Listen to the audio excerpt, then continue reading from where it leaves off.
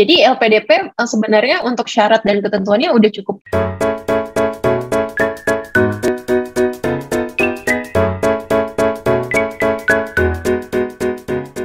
Selamat sore, selamat malam buat sahabat literasi, salam sehat, salam semangat selalu. Terima kasih untuk ikut terus liatin podcast kita, Literasi dan Komunikasi. Podcast yang mencoba mendiskusikan tentang hal-hal terkait literasi, edukasi, pendidikan, dan komunikasi. Nah, kali ini kita akan berbincang dengan Mbak Mira, sahabat saya. Kita akan langsung sapa beliau, karena ini juga salah satu orang hebat yang kita coba ajak-ajak ngobrol ya. Oke, kita sapa. Selamat sore Mbak Mira, apa kabar? Sore Bang, baik-baik, sehat. Luar biasa. Oke. Kayaknya lagi di antariksa nih Mbak ya. Iya nih, kebetulan bosan di bumi. Oh, bosan di bumi, waduh luar biasa. Iya. Gimana Mbak, sehat Mbak? Jakarta sehat, masih ini ya, masih PPKM juga ya? Masih. Aku udah WFH hampir 2 tahun nih kayaknya nih. Wow, 2 tahun? Hampir 2 tahun ya berarti ya? Iya. Ya 1 tahun lebih lah. Wah, luar biasa. WFH, gimana? Enak Anda plus minusnya nggak? 2 tahun WFH? Jujur aku sih lebih suka WFH ya, soalnya lebih fokus kerja, nggak ada distraksi gitu. Cuman terus nggak usah ke kantor, bisa kerja pakai piyama gitu, lebih enak lah kalau WFH. Pakai piyama, itu kata kuncinya gitu ya. Iya, betul. Mungkin meeting boleh, tapi itu lagi off cam itu makan dulu gitu ya. Benar. Lebih fleksibel lah. Oke.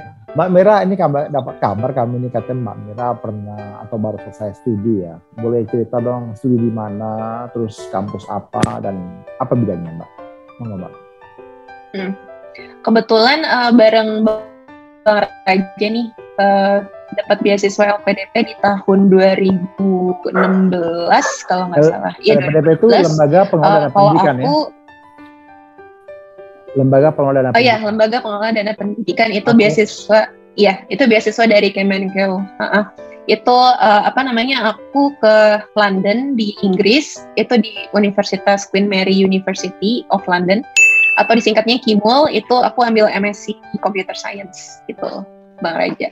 Oh, Computer Science. S1-nya apa Mbak dulu Mbak? Di mana dan apa ini? Oh ya, aku S1-nya di Bandung, dulu sih namanya Institut Teknologi Telkom, tapi sekarang kayaknya udah berubah nama jadi Telkom University. Itu aku ambilnya Teknik Informatika S1-nya.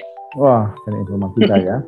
Wah, keren. Nah, selama studi berarti kalau beberapa rekan bilang studi di UK itu cuma setahun ya Mbak, untuk masternya? Betul, cuma 1 tahun. Juga. Iya. Berarti 2000, intake tahun berapa Mbak? 2016? September 2016 sampai September 2017 gitu, Bang Raja. Persis setahun ya? Persis setahun, Iya, lumayan. Iya, sahabat literasi bener kan? Orang-orang hebat kan? Karena cuma setahun loh, kuliah setahun di Inggris pula gitu ya. Kita kuliah aja di Indonesia aja mabok-mabok kadang-kadang ya. Mau nggak mau harus selesai. Nah, gitu ya, kalau artinya selesai harus selesai gitu ya. Oh. Siap. Nah, selama studi atau riset yang Mbak Mira lakukan ketika studi di UK itu apa nih Mbak? Tentang apa dan kira-kira seperti apa prosesnya? Kebetulan di Inggris itu walaupun dia 1 tahun kan sebenarnya program 2 tahun yang dipadatkan gitu. Jadi 1 semesternya itu nggak pas 6 bulan gitu Bang Raja. Jadi setahun itu sedemikian rupa dibagi ada 2 term dan 1 periode itu khusus untuk kita nulis disertasi gitu ya.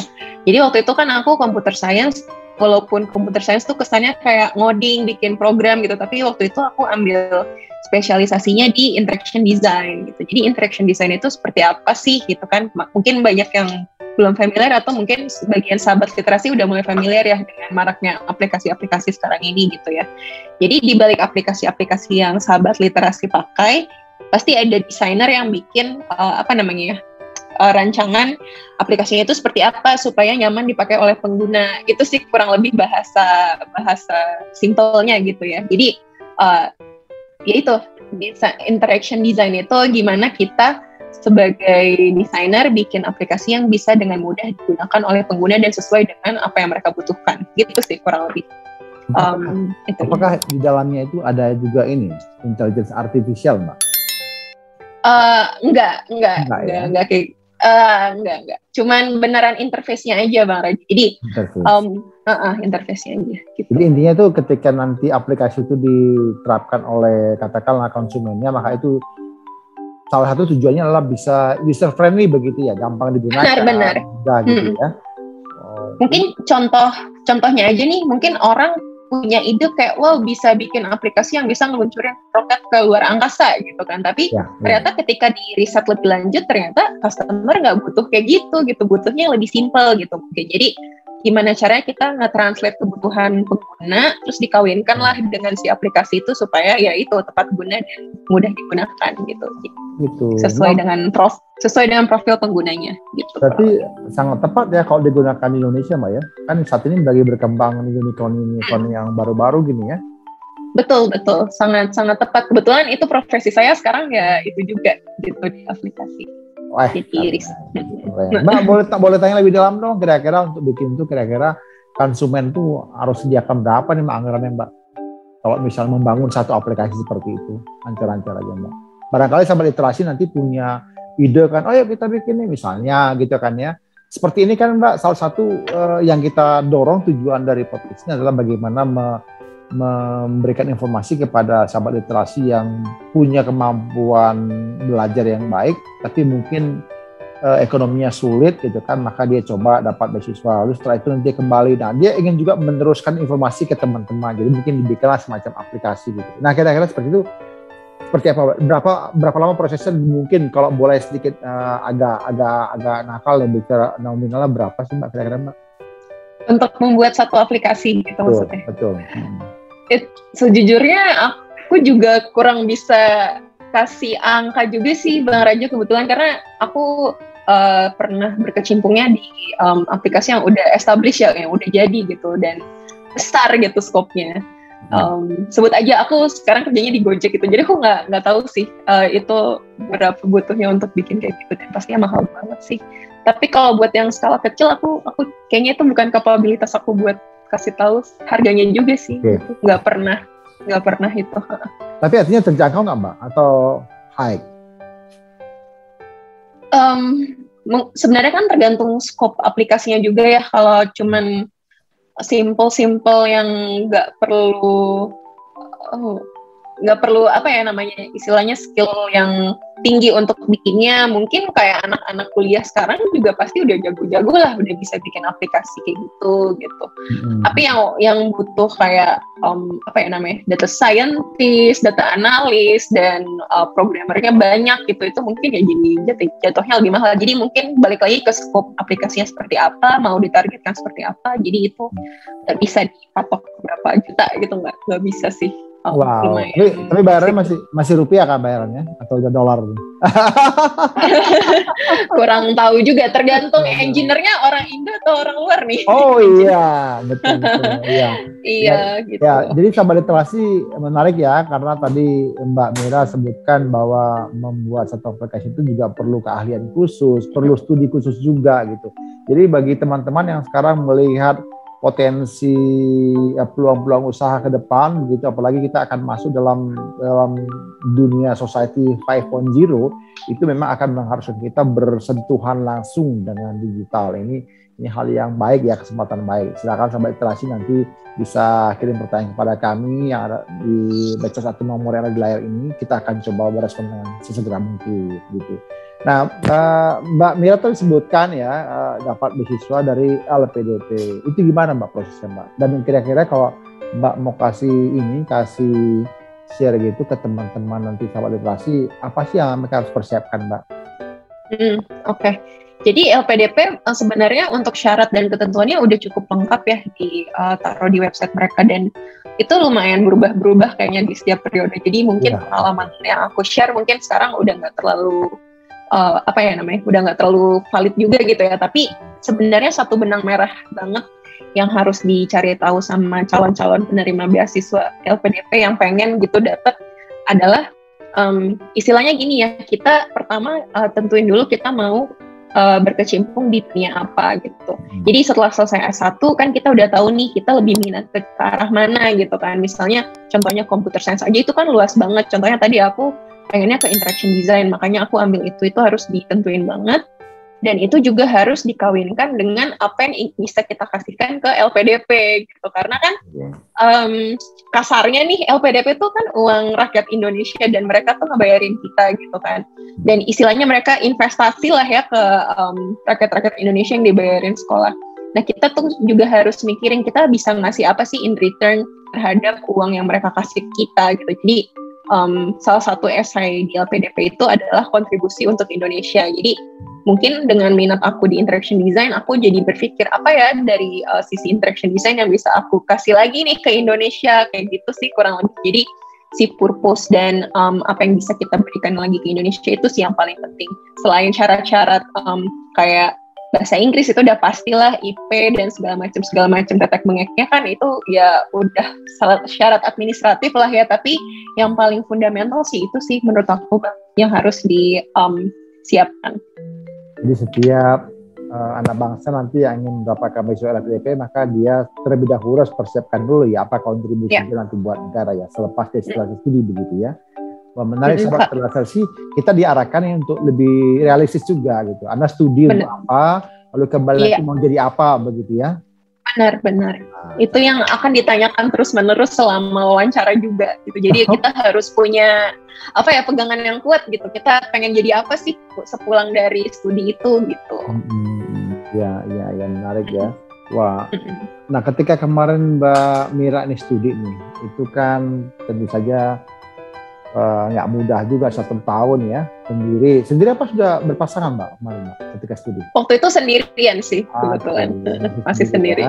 Iya itu kan sendiri pun udah sulit ya Mbak ya, apalagi di negara orang gitu kan, pasti kan beda kultur, beda cuaca gitu, beda bahasa, bahkan juga beda makanan gitu ya. Nah gimana Mbak, apa nih suka dukanya Mbak ketika studi di sana setahun Mbak? Suka ya pasti pengalaman baru ya, dari mulai kota baru, tempat tinggal, teman-teman, terus belajar lagi, itu kan pengalaman yang menyenangkan dan bisa nggak menyenangkan juga ya Bang. Karena menyenangkannya karena kita ketemu hal-hal yang baru, terus jadi nambah wawasan, nambah pengalaman, terus kayak misalnya jadi contohnya aku tinggal di student hall, jadi punya teman-teman dari negara-negara lain gitu, dan sampai sekarang masih kontakan gitu sama mereka, itu yang senang.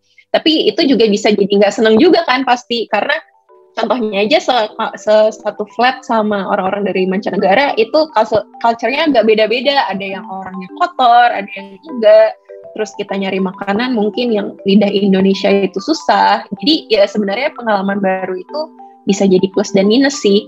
Terus yang paling challenging itu mungkin ini sih, karena culture belajarnya beda banget sama Indonesia ya. Di UK kayaknya mahasiswanya tuh kenapa pinter-pinter dan aktif-aktif banget gitu di kelas gitu. Ternyata kita juga dituntut buat belajar mandiri di luar kelas. Jadi sebelum kita masuk ke kelas, profesornya atau dosennya tuh udah ngasih tahu, oh hari ini kita harus reading listnya A, B, C, D. Jadi sebelum ke kelas itu tuh kita nggak boleh kosong gitu otaknya, karena nanti di kelas itu kita akan diskusi dan bahannya tuh dari reading list yang udah dikasih sama si dosennya gitu. Jadi kalau kita nggak mau ketinggalan ya itu kita harus lari terus untuk ngejar si materi-materi yang diberikan gitu, biar kita bisa ikutan aktif. Karena kalau enggak kadang beneran ditunjuk, kamu apa pendapat kamu kayak gitu beneran. Jadi emang harus baca, kalau enggak nanti shock nggak bisa jawab. Bayangkan kalau aku bilang nggak baca gitu ya, lagi ngelamun, mati gue gitu bener. Ya.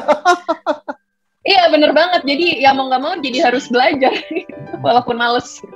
Ya, itu tuh menarik ya, sahabat literasi. Beberapa negara juga, beberapa kampus juga menerapkan hal yang sama. Jadi dosen itu bukan lagi sebagai guru yang mengajar satu arah, tapi dia sebagai fasilitator yang mengarahkan jalannya satu diskusi dalam kelas. Jadi mahasiswa itu dibiarkan untuk saling memperdebatkan pemikiran mereka atas konteks atau buku yang sedang dibahas begitu. Kemudian dia akan memberikan konklusi. Itu menarik loh. Itu membuat kita men-challenge kita juga nanti makin berpikir konstruktif. Kita tahu, oh ini masalah seperti ini, perspektif A, B, C, D seperti dikawinkan, larinya dapatlah satu kesimpulan yang lebih komprehensif gitu ya. Wah menarik gitu. Itu kalau cara berpikir yang maju memang seperti itu. Nah harapan kita teman-teman sahabat literasi juga makin terbuka ini pikirannya.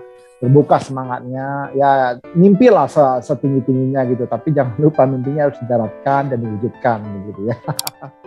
Jadi selama studi 1 tahun Mbak, apa yang paling yang Mbak Mira inginlah ulang lagi dalam kehidupan Mbak? Artinya pengalaman 1 tahun di UK kan berkesan dong, 1 tahun penuh begitu. Apa pengalaman yang Mbak paling ingin ulang dan apa yang pengalaman yang paling tidak ingin diulang?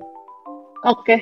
Yang paling pengen diulang tuh mungkin simple aja sih, bisa jalan kaki dengan nyaman gitu kan, karena di Jakarta gitu susah ya, udahlah panas gitu, trotoarnya juga beberapa tempat kurang mumpuni. Itu aja sih, simple sih, bisa jalan kaki kemana-mana dengan mudah, dengan santai gitu. Itu yang paling aku kangenin banget sih, dan pengen aku ulangin lagi gitu. Kalau yang nggak pengen diulang apa ya, ujiannya kali ya sama tugas-tugasnya. Ujian ya? Lah, Bang, ya. Ujian dan tugas gitu, karena di UK itu menariknya di beberapa kampus mungkin beda-beda ya, tapi di kampusku itu selesai semester 1 tuh nggak ada ujian, tapi ujiannya tuh dirapel di semester 2. Jadi semester 2 tuh kita ujian semua mata pelajaran dari semester 1 sama semester 2. Jadi itu beneran belajar ulang apa yang udah kita lupa gitu, dan itu full sebulan tuh ujian doang gitu. Jadi ya emang full sebulan belajar sampai mau muntah gitu, capek banget. Itu sih yang paling gak pengen aku ulangin lagi. Cukup sekali gitu ya? Sih. Cukup sekali aja deh. Nah, Mbak, kalau tadi Mbak bilang pengen mengulang kalau jalan kaki begitu, berarti memang aman ya, aman sekali ya di situ ya? Aman banget. Itu lokasi di mana sih Mbak? Di kota London apa di mana Mbak kampusnya? Kebetulan aku di London, di daerah East London. East ya, timur ya. Oke. Itu dekat berarti dengan kota? Dekatnya dengan kota apa ya? Maksud saya mancing ini Mbak paling sering jalan-jalan sama kota mana dekat di situ?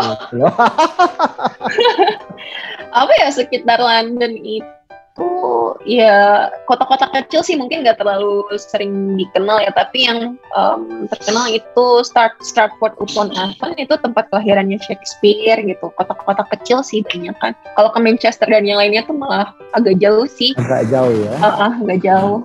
Jadi Mbak Mira pernah ke Buckingham Palace? Sorry, nggak. Buckingham pernah, tapi nggak pernah diundang masuk kebetulan. Cuma di pagar doang. Diundang masuk cuma di pagar aja. Sama yang bertopi merah itu Mbak, yang udah masuk. Cuma di pagar aja. Iya, dia luar biasa lah Mbak, kalau sampai di depan Buckingham Palace itu kan satu pengalaman luar biasa juga. Mungkin banyak orang yang bisa berkesempatan ya. Saya pernah berkesempatan ke situ Mbak, tahun 2010 saya berkesempatan main ke situ. Wah, itu luar biasa gitu ya.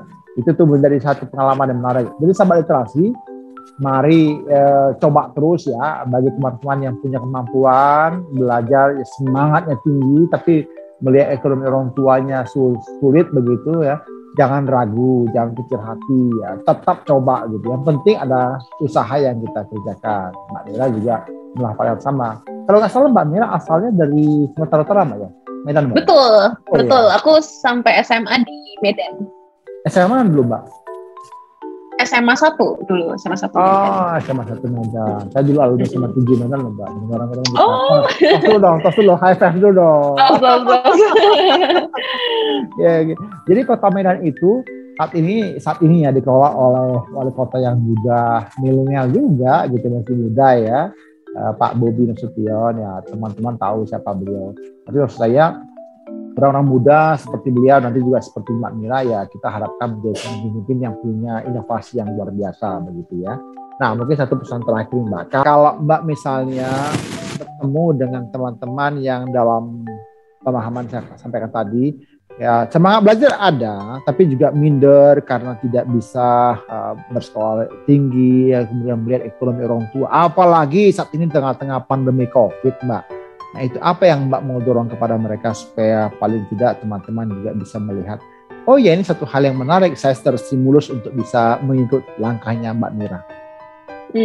Intinya sih jangan pernah berhenti berusaha aja sih kalau menurut aku, karena walaupun kita punya satu tujuan, goal gitu, dan menuju ke goal itu tuh nggak cuma satu jalan. Ada pepatah bilang banyak jalan banget ke Roma ya gitu. Jadi contohnya misalnya kayak aku dulu pengen banget nih tinggal di luar negeri gitu, dan sebelum LPDP aku ada 2 tahun gitu nyoba beasiswa lain dan nggak keterima gitu. Tapi aku terus mencoba dan LPDP juga tahun kedua baru keterimanya gitu kan. Jadi intinya sih ya jangan pernah berhenti berusaha gitu, karena kalau kita berusaha pasti ada aja jalannya, walaupun mungkin jalannya agak belok-belok sedikit ya nggak apa-apa gitu, tapi di perjalanan juga kita pasti menemukan hal menarik dan yang kita bisa jadiin pembelajaran gitu aja sih kalau pesan aku, jangan berhenti berusaha. Oke, ya jadi gini kan sekarang ini kan kaum milenial kan katakanlah Indonesia akan mencapai namanya bonus demografi. Bonus demografi itu kan juga orang-orang yang terlibat dalam bisa disebut sebagai kalangan milenial begitu. Tahun 2030 kita akan mencapai bonus itu.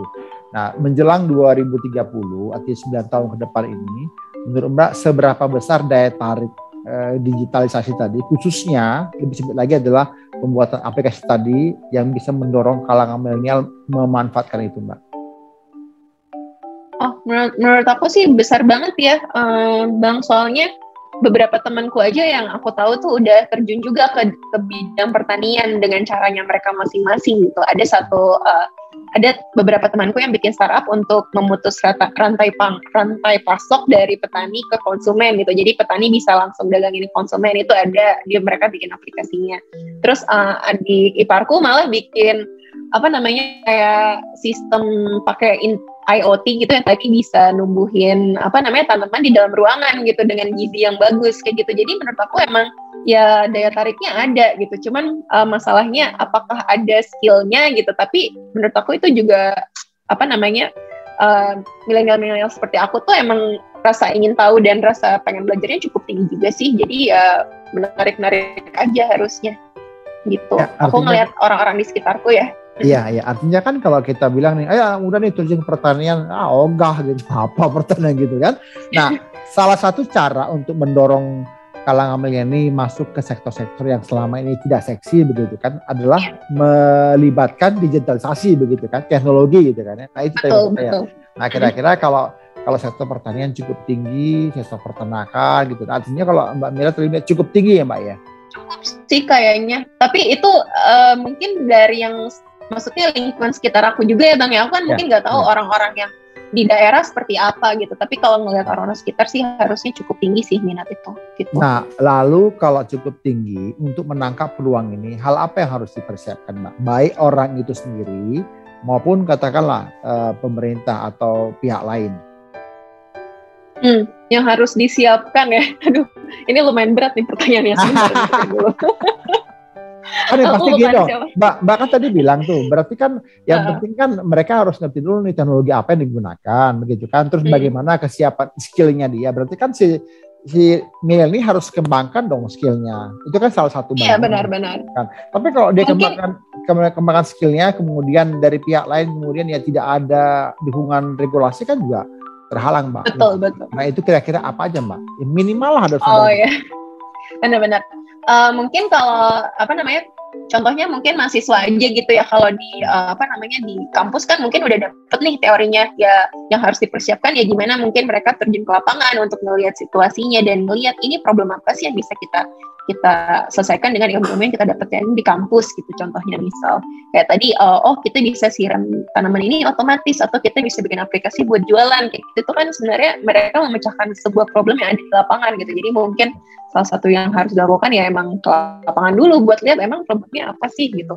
Nah, kalau untuk pemerintah mungkin ya itu bikin regulasi, bener sih Bang ya. Jadi contohnya yang gimana biar nggak ada tengkulak gitu misalnya, atau supaya rantai pasok pangannya jadi nggak terlalu panjang gitu, sehingga bahan-bahan pangan kita bisa ke kita juga, ke konsumen murah, petani juga makmur gitu kan. Jadi kalau petani makmur kan orang-orang lebih tertarik lagi nih buat jadi petani, karena selama ini orang mikirnya petani ya miskin gitu di daerah, di desa gitu kan. Kere gitu loh.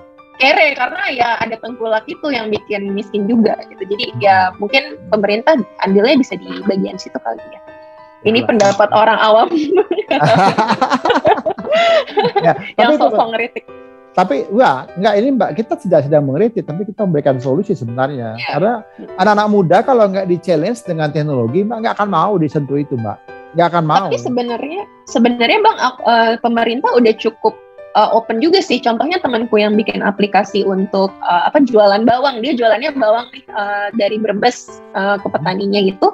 Itu dia pemerintah kayak bikin sayembara, bikin aplikasi dalam 1 hari 1 malam, kita nyebutnya hackathon gitu. Jadi dia ngundang programmer untuk memecahkan masalah pangan di Indonesia. Itu tahun 2015 sih, sebelum aku ke London. Jadi sebenarnya pemerintah juga udah lumayan open sih sama hal-hal seperti ini dari yang aku lihat. Iya, gitu. Ya artinya kan itu mungkin satu case ya. Kalau kemudian bisa case lain kan. Karena menurut saya begini, misalnya tidak mudah mengajak kalangan muda ini untuk terlibat di katakanlah peternakan, begitu kan? Nggak mudah mengajak mereka itu terjun ke perikanan. Padahal itu sektor-sektor yang seksi loh. Misalnya perikanan aja kan banyak unsur-unsurnya itu kan, ada udang, ada ikan, ada cumi, ada apa begitu. Itu kan banyak sekali itemnya gitu. Nah, kalau kemudian dilibatkan teknologi itu pasti akan sangat menarik. Mereka akan sangat terinspirasi. Saya pernah baca ini, Mbak, baca satu artikel dari Jepang. Jepang itu bisa melakukan satu pengembang biakan ikan salmon itu tanpa harus dari salmonnya. Dia hanya perlu mengambil telur salmon itu lalu dirami gitu dengan teknologi. Itu jadi, Mbak. Nah, misalkan artinya kan teknologi juga itu kan yang dilakukan. Ya, betul. Nah, kalau gitu pasti milenial mau ya, Mbak ya? Iya, mungkin. Tapi aku juga tahu ada beberapa startup yang bergerak di bidang perikanan juga sih, baru-baru muncul. Kayaknya emang sekarang mulai muncul-muncul nih bibit-bibitnya gitu. Ya kita doain aja supaya tetap supaya banyak muncul mira-mira yang baru gitu ya. Bukan apa-apa. Sebutir debu gitu ya. Sebutir debu di galaksi ini nih, di galaksi background ini. Luar biasa. Sebutir debu di galaksi ini sebesar bumi dong gitu. Oh iya, betul bumi juga. Dilihat dari matahari kan kecil sekali gitu ya. Bener juga. Ya Mbak Mira, terima kasih untuk waktunya, Mbak. Ini kami berharap sekali lagi memang teman-teman bisa melihat pengalaman-pengalaman ini. Banyak sekali Mbak cerita. Ini Mbak mungkin yang ke-30 teman-teman kita yang sudah kita persiapkan materinya. Nah, harapan kita nanti sahabat literasi melihat ragam bidang studi yang dilakukan, yang dinikmati, bahkan kampus yang berbeda-beda juga di seluruh dunia, dari Eropa, Inggris, kemudian Amerika, Australia, ada yang ke Jepang gitu kan, pindah lagi di Indonesia gitu. Sangat beragam. Nah, harapan kami ini memberikan challenging kepada sahabat literasi untuk terus mau berusaha gitu. Harapan kita itu yang kita mau coba share ke mereka, Mbak. Ya. Karena itu sahabat literasi, silakan teman-teman yang ingin bertanya sampaikan pertanyaan Anda ke nomor atau ke sosmed yang ada di layar ini. Kami akan jawab Anda. Dan jangan lupa subscribe gitu ya. Juga Mbak Mira juga subscribe ya, Mbak. Tip nanti langsung habis ini. Ya, klik and share sebanyak mungkin supaya teman-teman juga bisa mendapatkan manfaatnya. Terutama bagi teman-teman kita yang memang sungguh-sungguh mau belajar gitu. Jangan ragu untuk bermimpi, tapi harapkan mimpinya menjadi kenyataan. Begitu. Iya, terima kasih Mbak Mira, salam sehat. Iya, terima kasih. Kami dari perpustakaan ini menyampaikan salam dari Mbak Yara di Galaksi. Iya. Makasih lo udah diajakin. Siap. Terima kasih sahabat literasi. Salam sehat. Saya Raja Nabi Tepulu pamit undur.